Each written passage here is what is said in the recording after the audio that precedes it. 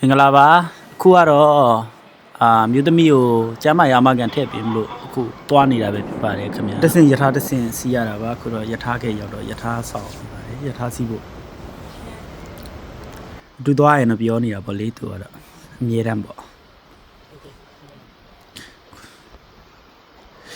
လမ်းမှာအေးလို့ငိုခဲ့ပါသေးတယ်တဲ့အေးလို့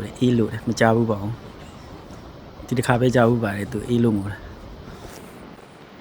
အိမ်ညာပါလေးဝလာမိပါတယ်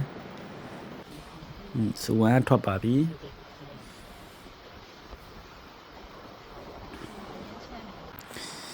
ကျမရမခင်ရုံရောက်ပါပြီ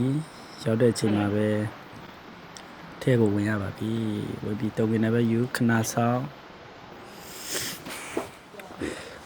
ခုဆိုဘာလို့လောမှမသိတဲ့အချိန်မှာ